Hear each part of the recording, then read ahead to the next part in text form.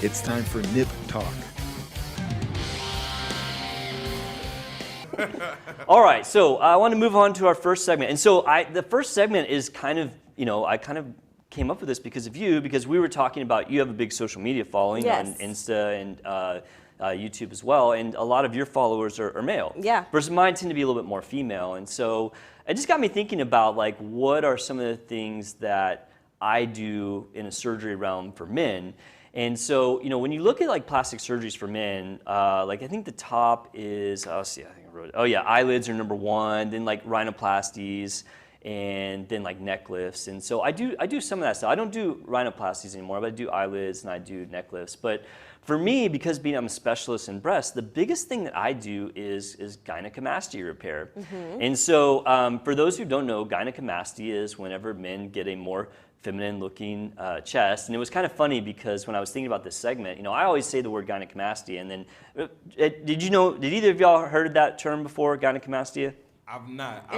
Ish. Okay. I've not heard of it in that term. So what I did is I got on the internet because I was like, geez, I don't even know like what the layman's term for that is, and I thought there'd be some really nice term. No, it's man boobs. Right. Yeah, man boobs is like the layman's term, because I type in gynecomastia, common name, and the first thing that pops up, and I actually took a picture of it, is from Howard Stern had a man boob contest on his show, and I was like, oh my gosh. Unfortunately, I don't have like a nice common term for gynecomastia, but I will say that it is something that is very common with men, and I think it's more common than people think, because I think a lot of men don't necessarily tell people about it or seek treatment for it. And I remember the first time I saw it, actually I wasn't even a plastic surgeon. I was a freshman in high school. I'm in the football locker room, and some older guy takes off his shirt, and I was like, whoa, wait, this doesn't look right. And it's like, then it's weird because like you can't stop looking at it, right? And then you feel bad about it. Like, it was a whole thing, and I felt bad for the kid because like I'm not that guy that gives people grief about stuff. A lot of the kids would give him grief about it. And so anyway, when I got into plastic surgery, I learned more about it, and there actually is ways to treat that. So a little bit about it. It has kind of like a bimodal like thing of when it pops up. Like kids get it, right? Because it's hormone based.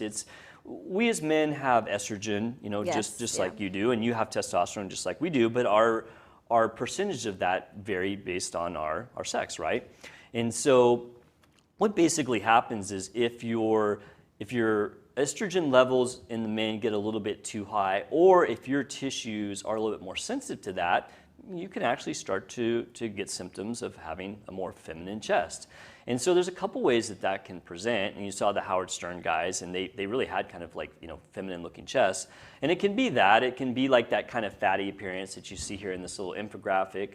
And it also can be like the fibrous tissue behind the nipple areola. Women are very, known that during their cycle, like they can, get changes in their breast. And so you can get that with men where you get these kind of hard lumps behind the areola, and it can actually be painful. Mm-hmm. So it's not just necessarily like the look of it, but it also, can be uncomfortable.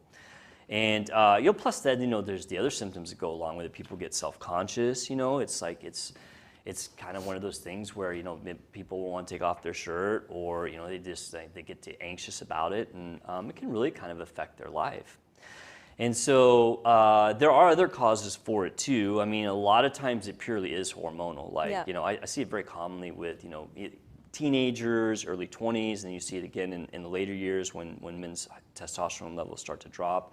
But there are some certain drugs that can cause it, like even some prescription drugs. And so another reason why as men get older that they can, potentially get this. It's a bad thing about prescription drugs, right? I mean, you see all these ads for drugs on the TV. I mean, they all have these side effects, right? It's kind of funny when you see the commercials, and I don't know if you ever listened to them. I kind of like tune out, but like at the end it says, this can cause death, like seizures, mm-hmm. like, and then, I guess they should add man boobs to some of them. But like, there's high blood pressure, heart medications, thyroid, like all that stuff can cause it. And then even some recreational drugs too. Yeah.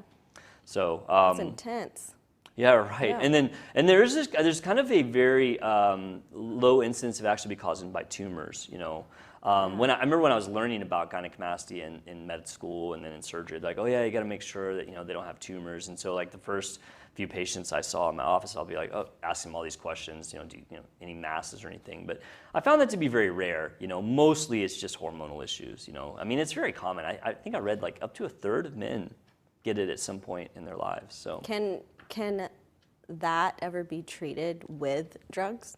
So that's a good question. So when you go onto the treatment, as to like what to do, like there's not really like a pill for gynecomastia. Yeah. There's kind of the opposite. Like say, a guy goes to the doctor and he starts a new, blood pressure medication. Mm-hmm. Well, and like a month later he notices that like starting to, have some changes. You could take away a drug, right? Okay. You could go to your doctor and say, hey, I mean, it'd be an awkward conversation, right? I think your pills are like giving me man boobs, but it does happen, right? Yeah. And so, for those out there who have it, one thing to kind of consider is, have you had any changes to any medications? Because there are a lot of medications anything that can potentially affect your hormones. Yeah. But if that's not a possibility, or if it's not due to medications, then thankfully surgery is very, very effective at treating this. Yeah. I do kind of tailor the surgeries based on like what each individual patient, has going on. For example, like some patients will just get like that hard area there, and maybe they don't have like necessarily the more feminine appearance, but they get this kind of painful lump. You just go in and you take that out, and it kind of solves your problem. Where it gets a little bit more, I don't want to say challenging, because I don't feel like any of these are really that hard of surgery, but where it becomes a little bit more where you got to plan it out is like when it starts to get larger, and then get that really kind of female breast look, even to the point that you start to get the sag. Yeah. And then you have to like go in, you have to remove that fat tissue, and then if you have too much skin, you got to take care of that, right? Because you don't want to just have like it be flat and flabby. You want to make it look good. So sometimes I'll suck out that fat, and then I'll take up some of the skin and do almost like a breast lift, like I would do for a woman. Yeah. And so, but I'll tell you, I do one of these surgeries probably every couple months, which doesn't sound like a lot, right? You're doing 5 to 10 a year maybe, but I mean, I don't know. I don't know if there's a lot of other plastic surgeons doing more. Like I said, there's not a lot of people that seek it out, which is kind of sad because it is pretty easy to fix. I think it's just like more taboo for men to be interested in like yeah, right. Like, and I know superficial stuff. And I'll tell you, I think guys, I don't know, maybe Travis can weigh in on this. I think guys are a lot less prone to go to the doctor. Like, yeah. I don't know. I feel like women are more responsible than men. Like, there's something wrong with women. They're like, I probably should get this checked out. Men are like, yeah, I'm fine. I don't know. What do you think, Charles? Do you go to the doctor? Speaking as a man for men, I think men are more responsible than women. What? No, I'm joking. Oh, okay. I was like, okay, we're about to open a can of worms here. I was like, that's a lie. Yeah, I have to put up at least a good front though. Like it has to be a good front. But no, I think you are 100% right. I think you hit the nail on the head with it. I think women are just more.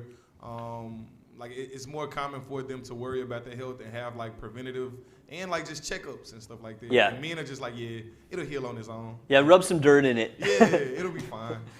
Yeah, definitely. Well, and also too, I think that like in the realm of like fixing things with your body, like I know women talk about stuff, and some women are like kind of secretive, like they'll go and have something done and they won't say anything. Yeah. But like, I mean, I know a lot of women like, well, they'll talk to their friends about it, right? They'll be like, Yeah. oh, I'm gonna go have this thing done, because a lot of times their friends have had stuff done Yeah. too. But like, I don't know, like me and my buddies sitting around drinking beer, it's like, hey, what do you guys think I should do about my man boobs, right? Like, Yeah, I think it's just more socially acceptable for Yeah. girls to do stuff like that, and that's yeah. But if there's one thing I could say for people, out there, like if that's a problem for you, or if someone has that problem, like it is pretty easy to fix that. I mean, Yeah. I was just thinking about all the surgeries I've done, to repair that. I would say like 100% of the people that have had it done have been satisfied, and I think that really I can't think of a single complication I've had with anybody. Like Yeah. it's just a pretty straightforward thing to fix. I mean, obviously, if it's not a bother for you, then please, by all means, don't go out and have surgery for no reason. But if it does bother you, like it's something that can be taken care of. So yeah, seems totally worth it for some yeah, higher I mean, self-esteem. I'm one of those people too. Like I get kind of fixated on stuff, and so thankfully I haven't caught the man boobs yet. But I mean, I'm still middle-aged. Maybe it might be coming on. I don't know. But if it does happen, like I'd probably freak out about it, right? And, Right. I'd probably want to get it fixed. But all right, well, it's a good talk. All right, so.